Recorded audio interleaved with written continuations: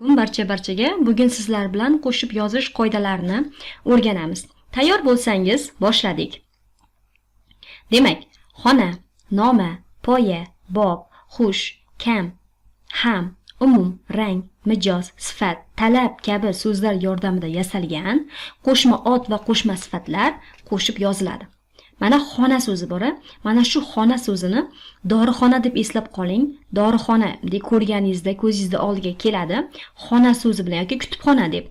Xona so'zi doim mana bu so'zga qo'shib oldingi so'zga qo'shib yozilar ekan. Taklifnoma deb eslab qoling. Noma so'zini taklifnoma berilganda uzun qilib betiga yozib qo'yiladi. Taklifnoma deb ajratib yozilmaydi. Ham suhbat, bedapoya, ommabop, xushxabar, ham suhbat, orom baxsh, kam quvvat, bug'doy rang, umum xalq, sovuq mijoz, dev sifat, suv talab kabi so'zlar qo'shib yozilar ekan. Mana bu xush bo'lganligi uchun qo'shib yozilyapti. Mana bu umum xalq, umum so'zi bo'lganligi uchun qo'shib yozilyapti. Keyingi qoidamiz armas qo'shimchali so'zlar. Mana shu qo'shimchalar bilan tugaydigan qo'shma ot va qo'shma sifatlar qo'shib yoziladi. Qarang, o'rin, boz, ar qo'shilyapti. O'rin bosar. Ar bilan demak hosil bo'lganligi uchun qo'shib yozilyapti. Ot boqar so'zimiz ot plus boq plus ar bilan bo'lyapti. Bu ham hammasi qo'shib yoziladi. Cho'lquvor ham. Endi masga ish, yoq, mas. Ish plus yoq plus mas bo'lyapti. Demak ar, mas qo'shimchalar bilan tugaydigan qo'shma ot va qo'shma sifatlar qo'shib yozilar ekan. Takror, taqlid so'zlarga qo'shimcha qo'shish bilan yasalgan ot va fe'llar qo'shib yoziladi. Mana bular dastlab pir bo'lib, takror taqlid so'z bo'lgan.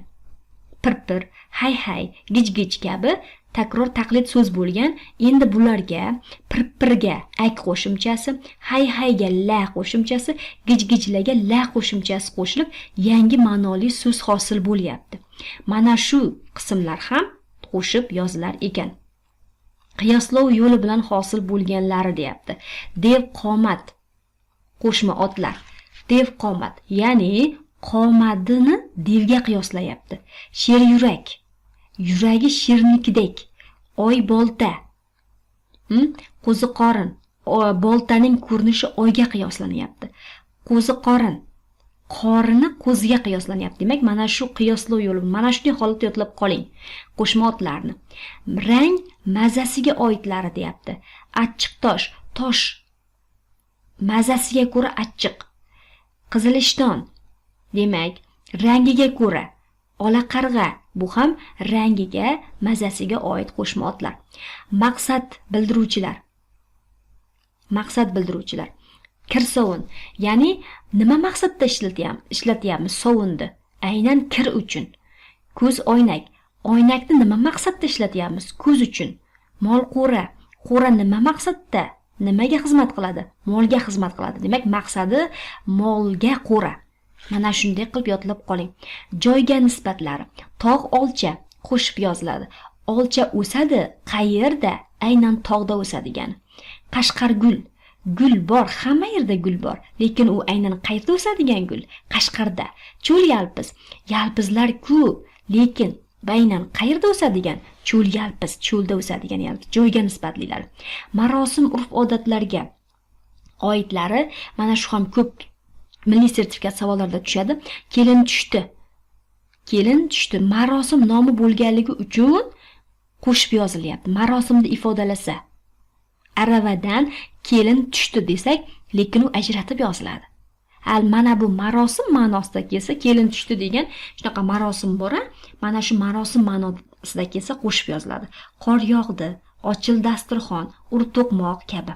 Ochil dasturxon ham qo'shib yoziladi. Marosim urf-odat bo'lganligi uchun. Qaratuvchili birikmalar.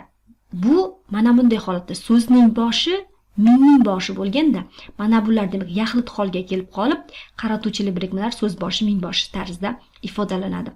Joy nomlari. Agar qo'shma ot bo'lsa, ikkinchi qismiga qaraymiz.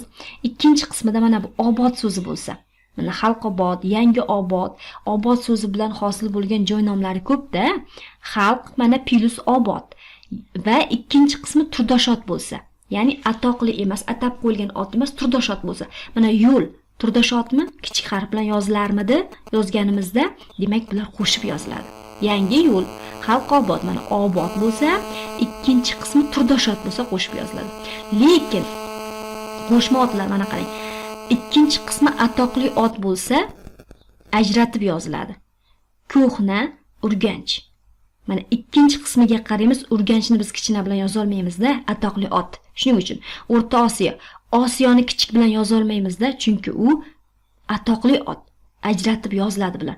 Mana bunday qo'shib, mana bunday holatda yozilgan so'z yo'q-da, mana qarang, mana shunday holatda bo'lib qoladi agar qo'shsak. Urganchni kichkina bilan yoza olmaymiz. Atoqli ot bo'lganligi uchun bosh harf bilan yozamiz. Mana bunday holatda yozib bo'lmaydi. Shuning uchun ajratib bosh harfda yozamiz. Rus tilidan kirgan so'zlar, mana kino, teatr, tele, ko'rsatuv, suv osti kabi. Endi shunday qisqartmalar bor, qisqartmalar ham qo'shib yoziladi, toshdu, samdudu kabi, lekin o'z hududida mana shuni eslab qoling, makasi ajratib yozilar ekan.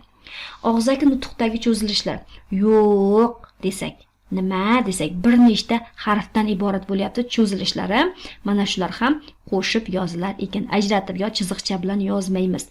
Tarkibida bo'yi, orti, oldi so'zlari bo'lsa, mana eslab qoling, bo'yi, orti, oldi bo'lsa. Mana Kavkaz bo'yi kabi qo'shib yoziladi. Volga mana bo'yi, Ural oldi, Kavkaz orti kabi. Mana shular qo'shib yozilyapti. Ya'ni bular ham o'sha turdosh sifat atoqli bo'lmaganligi uchun qo'shib yozilyapti. Tarkibida bio, avto, eko, mini, anti, nano so'zlari bo'lsa qo'shib yozilar ekan. Bio mana, bio mahsulot, nano texnologiya, mini market, anti virus, antiseptik, avto patrul kabi. Demak, bular ham o'sha rus tilidan o'zlashgan so'z hisoblanadi. Endi rang so'ziga e'tibor beramiz. Rang so'zi ikki xil yoziladi. Qachon qo'shib, qachon ajratib yoziladi. Ajratib yozilishi, mana bu rang so'zi mana hayotimizda, ko'zimizda ongida ko'rishimiz mumkin bo'lgan aniq ranglarimiz bor, qora, oq, qizil, pushti.